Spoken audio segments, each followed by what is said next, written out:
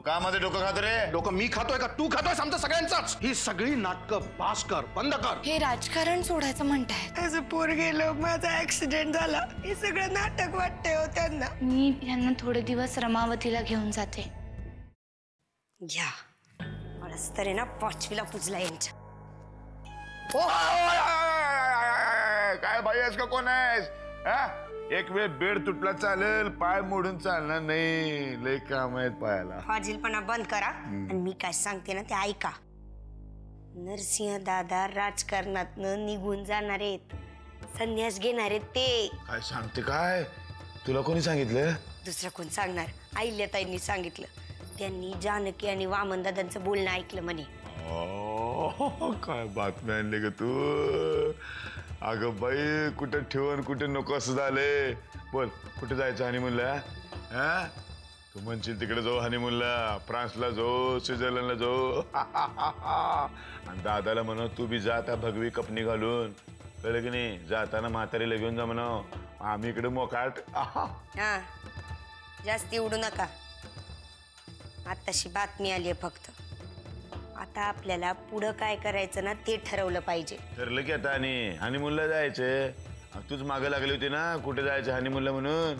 अहो देव त्याची पोतडी उघडतोय तुमच्या समोर आणि तुम्हाला गुळाची ढेपच चाटायची अजून. जरा विचार करा ना. ते काम तू करायचं. कळलं की नाही? म्हणून तर आणले तुला लगीन करून घरात. हो ना? मग आता माझा ऐका. नरसिंह दादा आता राजकारणातनं निघून जाणार, म्हणजे त्यांची जागा रिकामी होणार. अहो मग ती जागा आपल्याला कशी मिळवता येईल याचा विचार केला पाहिजे ना आता. हो काय करताय नुसते? हातात ठेव पेटली माझी. लय लेट पेटली. पण तेच ते बरोबर आहे ग. काय करायचं जुगाड आता? असं करतो, सगळ्या कार्यकर्त्यांना माझ्या बाजूने वळवून घेतो आणि निवडणुकीचं तिकीट गावते का ते बघतो. एकदा का निवडून आलो की नाही की मग काय आयुष्यभर नुसतं आपले हनीमून साजरं करायचे. कुठं कुठं जायचं हनीमूनला बाबा, कुठं कुठं जायचं हनीमूनला.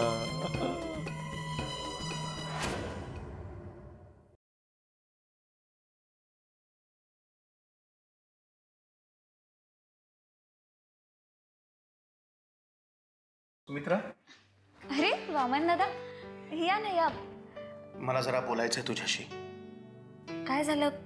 काही काम होतं का? हां, मला परशूबद्दल बोलायचंय तुझ्याशी.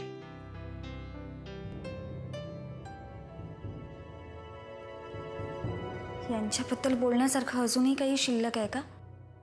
मला एक गोष्ट कळत नाही सुमित्रा, तू अशी गप्प काय आहेस? परशू तुला काही धमकावतोय का? ते तर आता नेहमीच झाले. मला ना आता त्यांच्या धमक्यांची सुद्धा सवय झाली आहे. मी तुला यापूर्वीही सांगितलंय, अगं तू त्याच्या विरुद्ध कोर्टात केस का करत नाही आहेस? जी लागेल ती सगळी मदत मी करेन ना तुला. वामन दादा, त्यांनी काय होणार आहे? मी एक केस करेन, पण मग पुन्हा ते 10 लफडी करतील. किती वेळा मी त्यांच्या विरुद्ध केस करू? आयुष्यभर? तू हे असं एकदम निर्वाणीचं बोलू नकोस, कारण होईल काय, या सगळ्यामध्ये फक्त परशू चोकावत राहील. मी तर आता त्यांना सुधरवण्याचा प्रयत्न करून कंटाळली आहे. वामन दादा पाणी डोक्यावरून गेले. मी आता खरंच काहीही करू शकत नाही. खूप मोठी चूक करतेस तू सुमित्रा. जाऊ दे, आपल्याला काय करायचं आहे असं म्हणून आपण फक्त संकट वाढवतो. नाही सुमित्रा, खूप मोठी चूक करतेस तू. मला सांग, हे असं केलं तर काय कमी होणार आहे? उलट वाढणारच आहे. आता जे काही कमी जास्त व्हायचंय ना ते परमेश्वरच बघून घेईल. आपण फक्त जे जे होतंय ते ते बघत राहायचं बस. तुला काही होप्स नाही आहेत ना? मग निदान मी तरी प्रयत्न करू. हे सगळं कोर्ट केसेस सगळं सगळं मी सांभाळीन, मी पाहून घेईन. फक्त मी म्हणीन तिथे सह्यात करशील आणि मी सांगेन त्या दिवशी कोर्टात त्याच्या विरुद्ध साक्ष द्यायला येशील? निदान एवढं करशील? वामनदादा, या विषयावर माझं आत्याबाईंशी बोलणं झालं. त्यांचं सुद्धा असंच म्हणणं आहे की नरसिंह भाऊजींच्या निवडणुका होईपर्यंत निदान आपण शांत राहायला हवं. सध्या हे सगळं प्रकरण बाजूला राहू दे ना. वामनदादा, जे घडायचं ते घडून गेले. मग त्यावर आता आपण चर्चा करून किंवा केस करून काय होणार आहे? तुझं आणि आत्याचं जर बोलणं झालंच असेल मग मी काय बोलणार? पण एक नक्की सांगतो, हे असं शांत बसून सुटणाऱ्यातला हा प्रश्न नाहीये. तुम्ही लक्षात ठेवा. तू सुद्धा आणि आत्याबाई सुद्धा. येतो.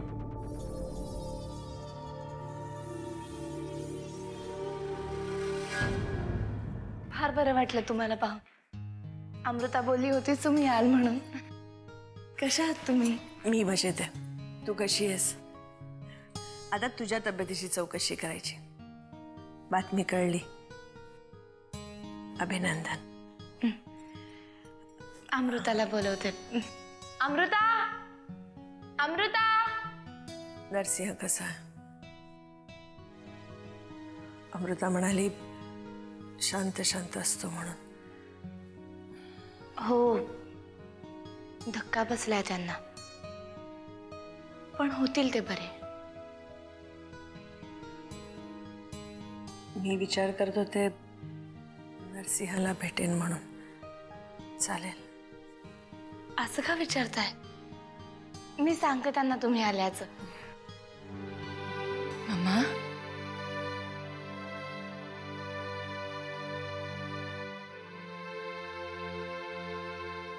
तुम्ही बोलत बसा, मी चहा पाण्याचं पाहते. कशी आहेस? बरी आहे. तुम्ही कशा आहात मम्मा? बरी. बऱ्याच दिवसांनी बघते तुम्हाला. खूप बरं वाटतंय. नल्लू कसा आहे?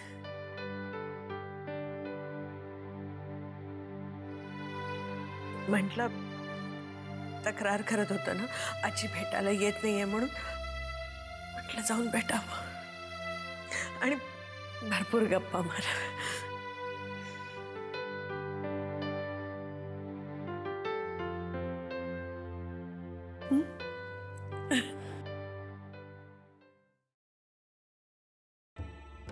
काय वहिनी, थोडाचं केलं की नाही?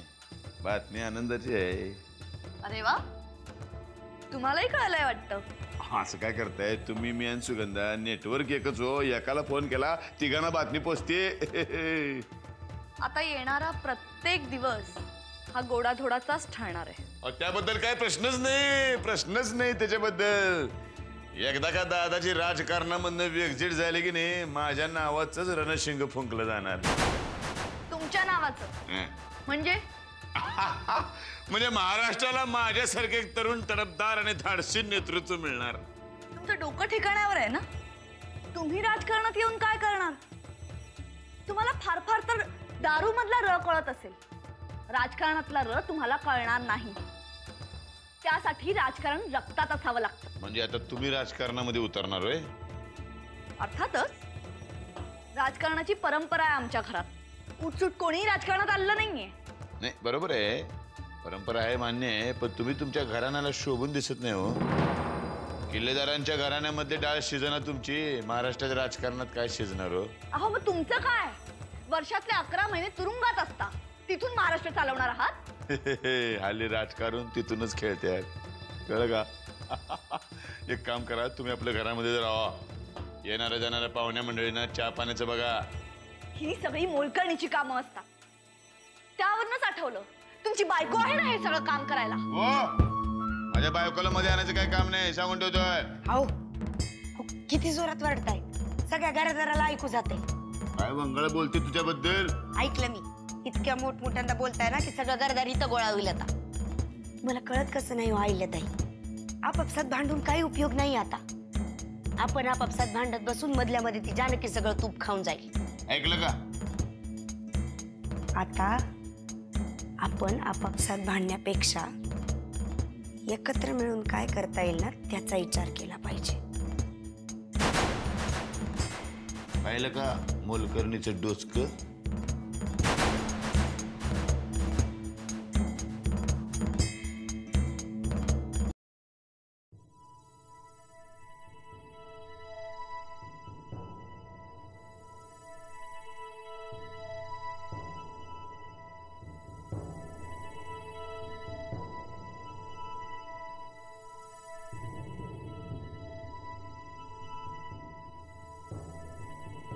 अहो बाहेर युगंधराबाई आल्या, तुम्हाला भेटायचं म्हणताय.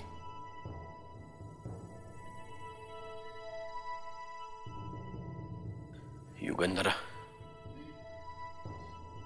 बाहेर अमृताशी बोलत बसल्या. त्यांचं झालं की त्यांना इकडे आत पाठवू का? नाही, नको. मला नाही बोलायचं तिच्याशी. मी झोपलो म्हणून सांग तिला. का असं का करताय? त्या सगळं विसरून इकडे आल्या ना, आपणही सगळं विसरायला पाहिजे ना. तेच तर जमत नाहीये जानकी, विसरताच येत नाहीये मला. तू पाठवून दे तिला परत. असं नका करूत, निदान 2 शब्द तरी बोला त्यांच्याशी. खूप बदलले आहेत त्या, सगळे हेवे दावे विसरून इकडे आल्या. आपल्यालाही तसंच वागलं पाहिजे ना. हेवे दावे नाही जानकी, पण मला नाही वाटत मी तिच्या समोर जाऊ शकेन. खूप अस्वस्थ वाटेल मला. अहो हातपाय थरथरतील, थंड पडतील. मी नाही जाऊ शकत तिच्या समोर. नाही भेटायचं मला तिला, नाही भेटायचं. अहो मी सांगते त्यांना काहीतरी. तुम्ही शांत व्हा, नका त्रास करून घेऊ. शांत व्हा.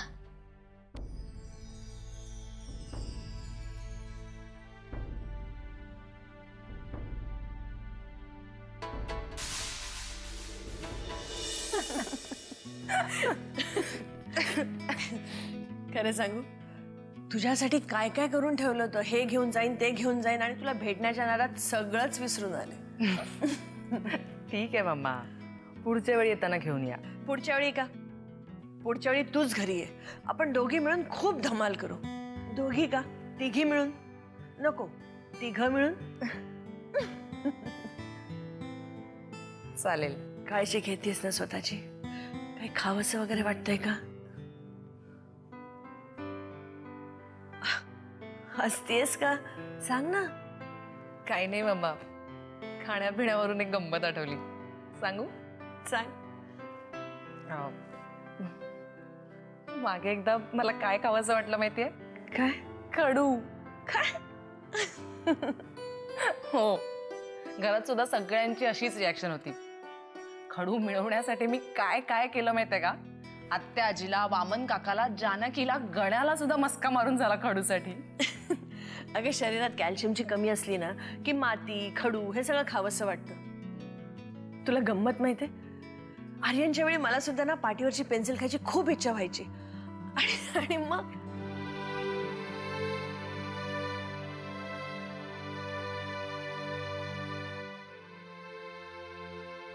चालते. मग काय केलंस तू? मग काय, आत्याजीने पण तेच सांगितलं, आणि मग कॅल्शियमच्या गोळ्या दिल्या तिने. बरं मला सांग, जानकीची तब्येत कशी आहे? मी आल्याला अभिनंदन केलं हा तिचं. हो, आता बरी आहे ती, पण गेले काही दिवस तिची सुद्धा खूप धावपळ झाली आहे. बाबा सुटेपर्यंत सगळं एकटीनेच केलं तिने. इकडे जा, तिकडे जा, याला भेट, त्याला भेट.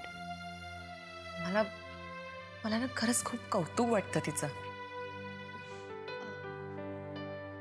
निरोप दिलास नरसिंह? हो, गेले होते मी सांगायला, पण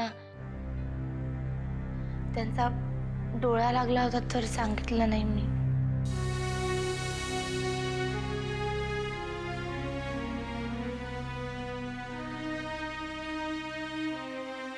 ठीक आहे, काही हरकत नाही.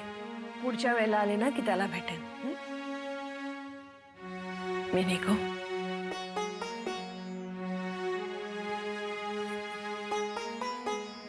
अगं नकोस, काही लागलं सवरलं तर फोन कर.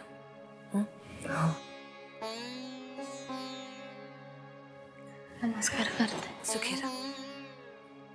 येते.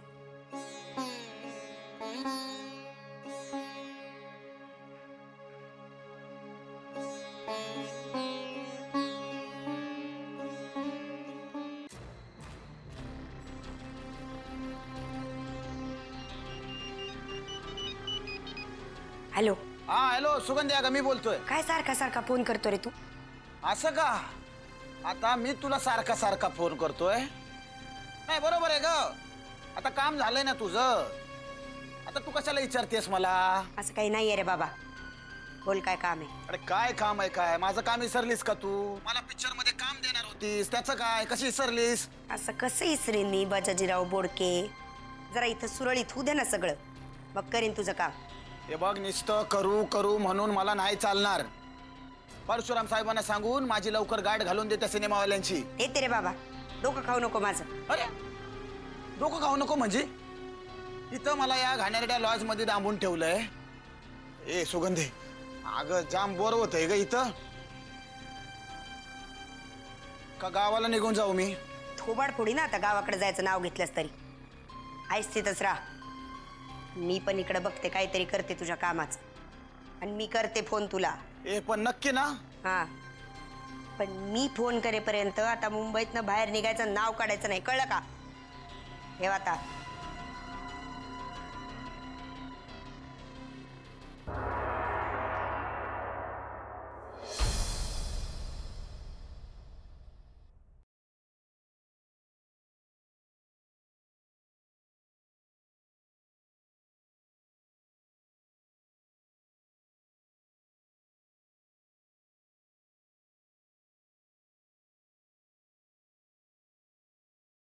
आता बरं वाटतंय? दुपारी अस्वस्थ झाला होतात तुम्ही. आता मला कशानेच बरं वाटेल असं होणार आहे. असं का म्हणताय? या गोळ्या घ्या, यांनी लगेच बरं वाटेल तुम्हाला. घ्या. त्याने काही फरक पडणार नाहीये जानकी. का प्रयत्न करतेस? तुम्हाला बरं वाटण्यासाठी, माझ्यासाठी, आपल्या बाळासाठी.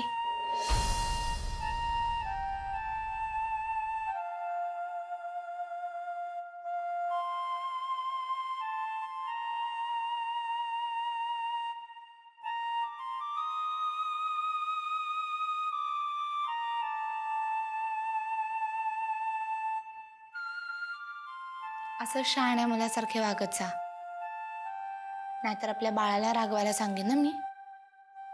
त्याचं ऐकावंच लागेल ना तुम्हाला. मी सगळ्यांचंच ऐकायला तयार आहे जानकी.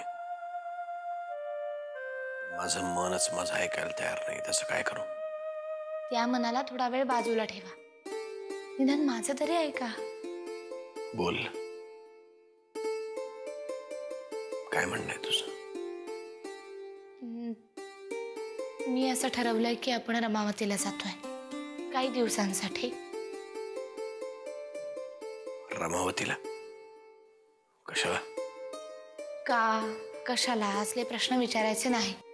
यायचं म्हणजे यायचं. नाही, मी नाही येणार रमावतीला. तू एकटीच जा. मी तुमच्याशिवाय कुठेही जाणार नाहीये. हे बघ जानकी, तुला गरज आहे तिथे जाण्याची. खूप धावपळ झाली आहे तुझी. तू एकटीच जा. मी तुमचं काहीही ऐकणार नाहीये. हे ठरलंय आणि आपण उद्या निघतोय.